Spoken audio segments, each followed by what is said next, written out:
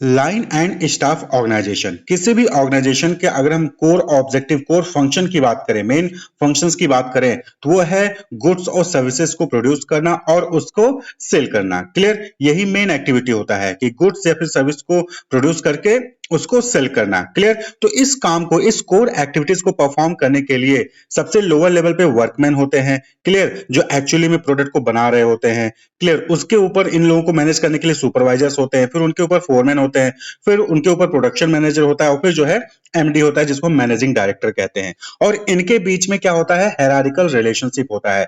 Managing director production manager को control करेगा, production manager foreman को फोरमैन, सुपरवाइजर को सुपरवाइजर, वर्कमैन को कंट्रोल करता है। क्लियर, और इनके बीच में हायरार्किकल रिलेशनशिप होता है, यानी कि मैनेजिंग डायरेक्टर के पास ज्यादा अथॉरिटी होती है देन प्रोडक्शन मैनेजर, उसके बाद फिर फोरमैन के पास होती है, उसके बाद सुपरवाइजर, फिर वर्कमैन के पास होती है। क्लियर, तो यहाँ पर जो अथॉरिटी का फ्लो है वो डाउनवर्ड है, मैनेजिंग डायरेक्टर से नीचे की तरफ जो है अथॉरिटी फ्लो करती है। लेकिन अगर आप देखें तो ये जो हायरार्किकल रिलेशनशिप है इसी को हम क्या कहते हैं, लाइन कहते हैं। आप यहाँ पे देखिए एक लाइन फॉर्म हो रहा है ना, managing director then production manager, foreman then supervisor, तो एक हायरार्की है, एक लाइन है। क्लियर, इसी को लाइन कहते हैं। लेकिन क्या सिर्फ जो है प्रोडक्ट को, गुड्स को, सर्विस को प्रोड्यूस करके और उसको सेल करना ही एक्टिविटी होता है ऑर्गेनाइजेशन के अंदर? नहीं, इसके अलावा मल्टीपल एक्टिविटीज परफॉर्म की जाती हैं जो कि इन दो मेन एक्टिविटीज को सपोर्ट करती है, यानी कि प्रोडक्ट को प्रोड्यूस करना और उसको सेल करने को सपोर्ट करती हैं। जैसे एचआर मैनेजर, जो फाइनेंशियल एडवाइजर्स होते हैं, रिसर्च एंड डेवलपमेंट स्टाफ होता है, टेक्निकल एक्सपर्ट होते हैं, इकोनॉमिक एडवाइजर होते हैं, लीगल एडवाइजर होते हैं। तो ये लोग जो है, जो कोर एक्टिविटी होती है, जो कोर फंक्शंस होते हैं ऑर्गेनाइजेशन के, उनको सपोर्ट करते हैं। अब एचआर मैनेजर है, अब प्रोडक्शन करने के लिए वर्कमैन चाहिए, तो एचआर डिपार्टमेंट ही जो है वो प्रोडक्शन मैनेजर से बात करता है और उनको बताता है कि आपको इतने ह्यूमन रिसोर्स की रिक्वायरमेंट है। क्लियर, या फिर प्रोडक्शन मैनेजर को लगता है कि हाँ मुझे 10 आदमी की रिक्वायरमेंट, तो वो जो है एचआर डिपार्टमेंट को बताएगा और एचआर डिपार्टमेंट जो है वो रिक्रूट करके प्रोडक्शन मैनेजर को हैंड ओवर करता है। क्लियर, तो ये जो अदर सपोर्टिंग एक्टिविटीज परफॉर्म की जा रही है इसी को हम स्टाफ कहते हैं। क्लियर, तो लाइन कौन हो गए, जो हायरार्किकल रिलेशनशिप में है, जो कोर एक्टिविटीज, कोर फंक्शन को परफॉर्म कर रहे हैं। और कोर फंक्शन को परफॉर्म करने के लिए, सक्सेसफुली परफॉर्म करने के लिए जो सपोर्टिंग एक्टिविटीज परफॉर्म की जा रही है उसको हम स्टाफ कहते हैं और इसी को हम लाइन एंड स्टाफ ऑर्गेनाइजेशन कहते हैं। तो लाइन एंड स्टाफ ऑर्गेनाइजेशन क्या हो गया, it is a formal organizational structure where line personnel are responsible for the core function and direct command within a company. तो लाइन के जो एम्प्लॉइज होते हैं, जो लाइन पर्सनल होते हैं,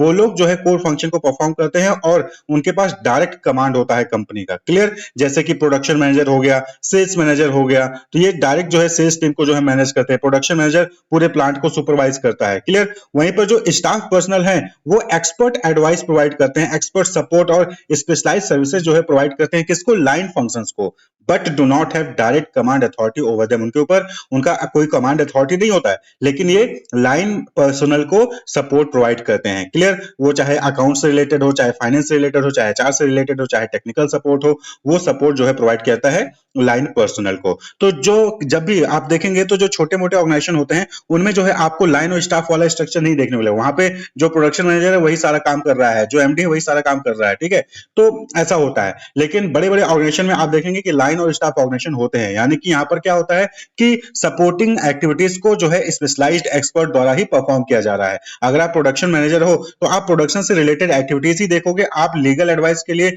आपको कुछ नहीं करना है, लीगल एडवाइस के लिए लीगल डिपार्टमेंट जाइए, वहां से वो लोग आपको सपोर्ट प्रोवाइड करेंगे। अगर आपको ह्यूमन रिसोर्स की रिक्वायरमेंट है तो एचआर डिपार्टमेंट को बताइए, एचआर डिपार्टमेंट ह्यूमन रिसोर्स आपको प्रोवाइड करेगा। आप प्रोडक्शन पे ध्यान दो। क्लियर, तो ये जो है इस चीज को इंप्रूव करने के लिए, ऑर्गेनाइजेशन में एफिशिएंसी इंक्रीज करने के लिए लाइन और स्टाफ ऑर्गेनाइजेशन का कॉन्सेप्ट वहां पर लाया गया। तो एचआर मैनेजर हो गया जो कि एम्प्लॉय पॉलिसीज को लेकर एडवाइस करता है, लीगल एडवाइजर हो गया जो कि लीगल सपोर्ट प्रोवाइड करता है, अकाउंटेंट हो गए, फाइनेंशियल डिपार्टमेंट हो गया, टेक्निकल स्टाफ हो गए। क्लियर, तो ये सब सपोर्ट करते हैं।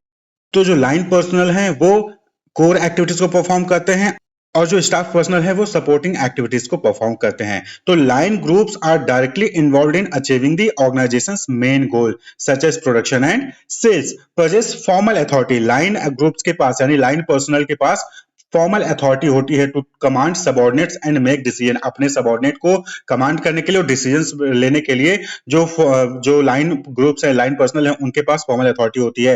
And they are directly accountable for the overall performance and success of their department. उनका जो भी डिपार्टमेंट है उसकी की पूरी रिस्पॉन्सिबिलिटी लाइन ग्रुप्स होते हैं, लाइन पर्सनल होते हैं, उनके ऊपर होती है। क्लियर, वहीं पर स्टाफ की बात करें तो staff groups provide specialised support, advice, research and services to help the line department department functions more effectively. तो जो लाइन डिपार्टमेंट है, जो लाइन ग्रुप्स हैं, लाइन पर्सनल हैं, वो अपना काम सही तरीके से कर सके, अच्छे से कर सके, इसके लिए जो स्टाफ ग्रुप होता है, स्टाफ पर्सनल होते हैं, ये जो है स्पेशलाइज सपोर्ट, एडवाइस और रिसर्च जो है वो प्रोवाइड करते हैं। किसको? लाइन पर्सनल्स को। इनके पास कोई डायरेक्ट कमांड अथॉरिटी नहीं होती है over line personnel. Line personnel के ऊपर इनका कोई भी कमांड अथॉरिटी नहीं होगा। Their accountability is indirect. इनकी अकाउंटेबिलिटी इनडायरेक्ट होती है। इनकी रिस्पॉन्सिबिलिटी होती है कि क्वालिटी ऑफ एडवाइस जो है, जो भी एडवाइस प्रोवाइड कर रहे हैं, जो भी सर्विसेज प्रोवाइड कर रहे हैं, स्पेशलाइज सर्विसेज जो है वो लाइन पर्सनल को प्रोवाइड करें। जैसे आप अपने कॉलेज में देखते होंगे, तो कॉलेज का मेन काम क्या है? स्टूडेंट्स को एजुकेशन प्रोवाइड करना, एग्जामिनेशन कंडक्ट कराना। तो इसके लिए आप देखेंगे कि चेयरमैन है, चेयरमैन के नीचे डायरेक्टर होते हैं, डायरेक्टर के नीचे एचओडी होते हैं,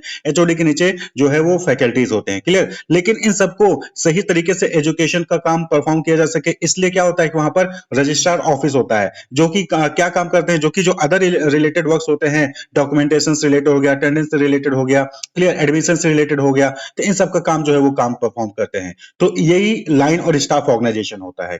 तो बड़े-बड़े ऑर्गेनाइजेशन में normally line and staff organisation आपको देखने को मिलता है। तो अब बात कर लें इसके एडवांटेजेस और डिसएडवांटेजेस की। तो सबसे पहले एडवांटेजेस की, तो स्पेशलाइजेशन पहला एडवांटेज है, allows for the application of specialised knowledge and expertise in specific area. अब प्रोडक्शन मैनेजर है, उसको जरूरी नहीं है कि उसको फाइनेंस की भी नॉलेज अच्छे से हो, टेक्निकल नॉलेज अच्छी हो, या फिर जो है उसको एचआर की नॉलेज अच्छी हो। तो ऐसे में जब स्टाफ वहां पर रहता है, क्लियर, जब स्टाफ वहां पर रहता है तो लाइन पर्सनल को यानी प्रोडक्शन मैनेजर को वहां पर एक्सपर्टीज नॉलेज वहां पर मिल जाती है। क्लियर? लीगल एडवाइस चाहिए तो लीगल एडवाइस वहां पर एक्सपर्टीज द्वारा मिल जाएगा।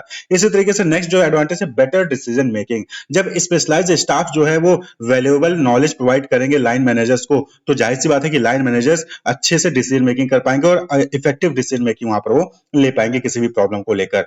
Relief for line executives. यहां पर एक चीज और है कि लाइन एग्जीक्यूटिव अपने काम पर फोकस कर सकता है, उसको बाकी काम पर ध्यान देने की जरूरत नहीं है। जैसे कोई लीगल एडवाइस चाहिए तो उसको लीगल एडवाइजर जो है उनके ऊपर छोड़ दिया जाएगा, लाइन मैनेजर अपना काम करेगा। क्लियर? इसी तरीके से एचआर डिपार्टमेंट से रिलेटेड कुछ, ह्यूमन रिसोर्स से रिलेटेड कुछ काम है तो एचआर डिपार्टमेंट देख लेगा, वो प्रोडक्शन मैनेजर उसकी जिम्मेदारी नहीं होगी। क्लियर? तो इससे क्या होगा कि लाइन मैनेजर को अपने काम पर फोकस करने का मौका मिलेगा और जो बाकी सेकेंडरी एक्टिविटीज हैं उनको जो है स्टाफ मैनेज कर लेता है। क्लियर? लेकिन इसके डिसएडवांटेजेस भी हैं। सबसे पहले पोटेंशियल फॉर कॉन्फ्लिक्ट। जाहिर सी बात है कि लाइन मैनेजर्स अपना काम कर रहे हैं, स्टाफ मैनेजर्स अपना काम कर रहे हैं, तो ऐसे में इनके बीच में कॉन्फ्लिक्ट हो सकता है कभी कभी अथॉरिटी को लेकर, ठीक है, कॉपरेशन को लेकर, कि लैक ऑफ कॉपरेशन, एक दूसरे को कॉपरेट नहीं कर रहे हैं।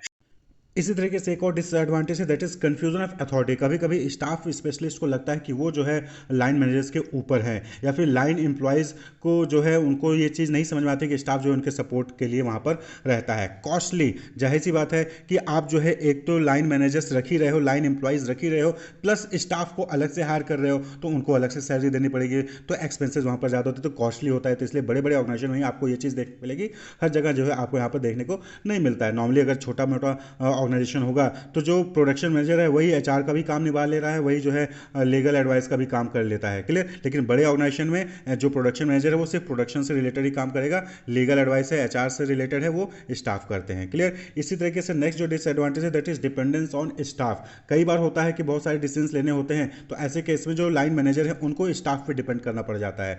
Line managers might become overly reliant on staff specialist, hindering their own growth and decision making abilities. तो इससे क्या होता है कि लाइन मैनेजर्स की खुद की डिसीजन मेकिंग एबिलिटीज कम हो जाती है, क्योंकि उनको स्टाफ के जो इन्फॉर्मेशन आई है उस पर डिपेंड रहना पड़ता है। क्लियर? उनकी खुद की ग्रोथ भी रुक जाती है। नहीं तो अगर आप काम करोगे, हर चीज़ करोगे, तो आपका ग्रोथ वहाँ पर होता है। लेकिन अब आप क्या है, आपको एक पर्टिकुलर एरिया दे दिया, आपको यही काम परफॉर्म करना है, बाकी काम दूसरे लोग परफॉर्म करेंगे, तो इससे ग्रोथ होने के चांसेस भी कम होते हैं। तो ये जो है कुछ डिसएडवांटेज हैं लाइन एंड स्टाफ ऑर्गेनाइजेशन के। क्लियर? तो होप आपको समझ में आएगा कि क्या होता है line and staff organisation. Wish you all the best, keep watching.